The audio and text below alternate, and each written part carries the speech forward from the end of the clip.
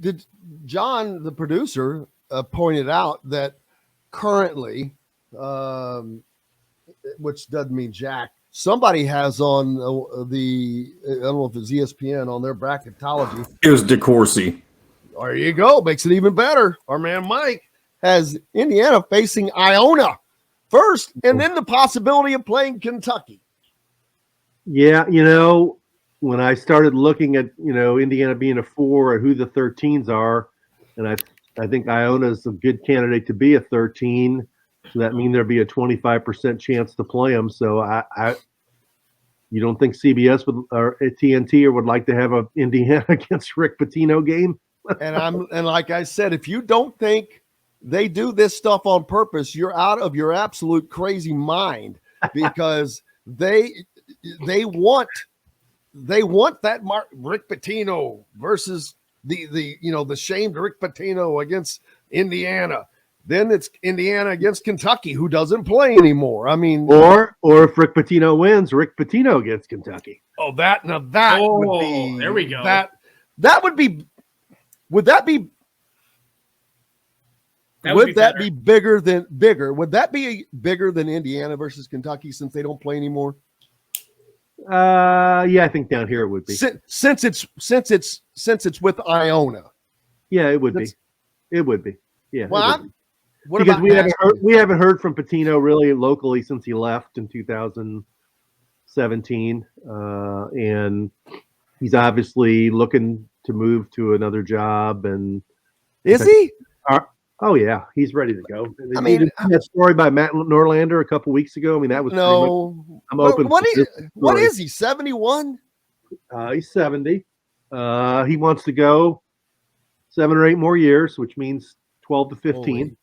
And I'm telling you, all the unhappiness around Calipari, all he has to do is come in and beat UK, and we're going to have Kentucky fans saying, "Get rid of Cal, bring Pitino back, get Camelot back together."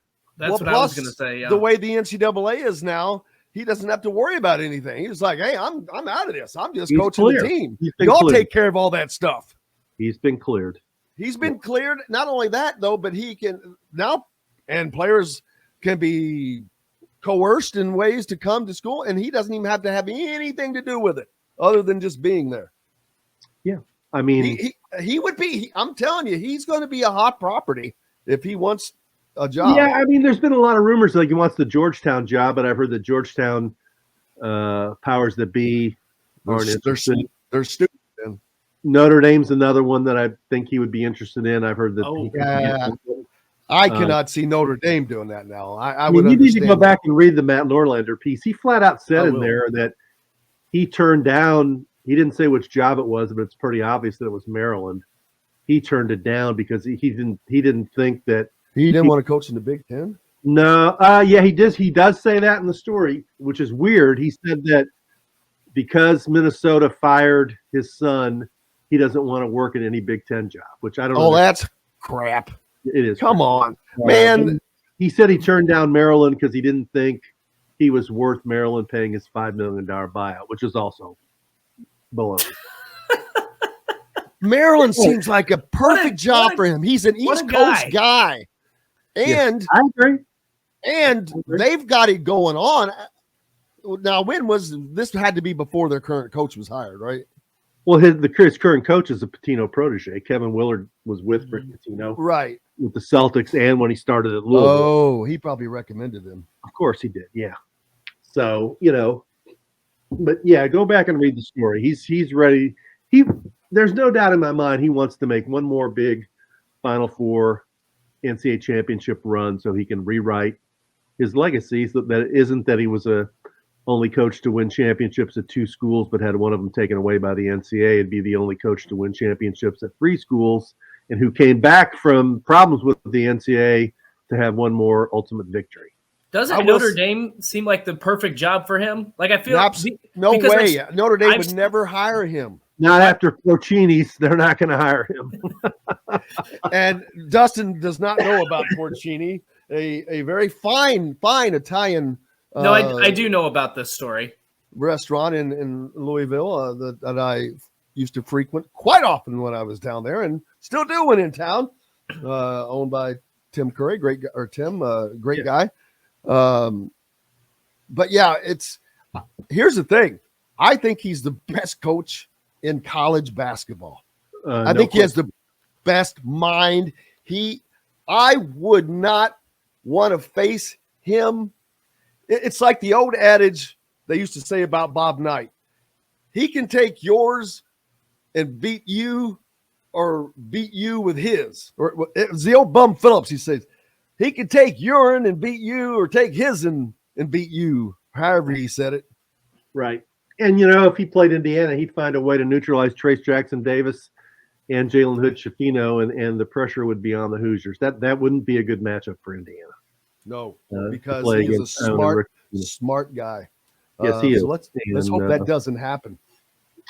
I think there's a lot of teams whose coaches are in the 4 seed slot who don't want to play Iona and Rick Pitino.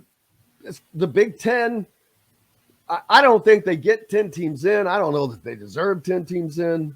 Now, if they get to 10, would that mean it'd have to be either Wisconsin or Michigan? Is that what it is? Penn State. I think Penn State, isn't it? Oh, okay. Well, now, yeah, Penn State, Wisconsin, Michigan, 2 of those 3, I think, would have to make it. Breaking news, Rhode Island will not make the NCAA tournament this year. Oh, boy. 9-21 under Archie Miller in his first season. Let me come back to one bonus. Let me come back to one thing. You talked about Louisville's season and not, doing what Crean did. The other problem is the gold standard for a guy of doing a lot with very little is Rick Pitino. And let's remember when he came to Kentucky. The Kentucky team? They went 14-14 the first year, and then the next year when they were still on probation and he added Jamal Mashburn, they went 22-8, beat Shaq, Chris Jackson, and Stanley Roberts. What was that team called? Unforgettables. The Unforgettables. Now, they had a bunch of guys. That reminds me of an old Bob Knight type team. Yeah. He brought in guys like, was it Shepard and Reed and those kind of guys? Weren't they on that team? That was later. No, the first team was the holdovers of Pelfrey, Feldhouse, Richie Farmer, Sean Woods, Derek Miller. I mean, it was a bunch of nobodies, really. But they just fell into this rhythm, and they played damn good basketball, man. They got in shape. They shot threes, and they out hustled you. And you can always win the energy hustle battle. And they had Rick Pitino. Yeah, preaching belief. Yeah, I mean, that's still his greatest coaching job of all time. And then you forget that was his first year back. They went 14-14 with nobody. Then they went 22-8. Then the next year back was the year where they lost to Duke on the Leitner shot in their first year back in the tournament. And then the next year they went to the Final Four. So I mean, he showed that's the way to do it. And that's really, I think those were his best coaching jobs at any point in his life in college basketball.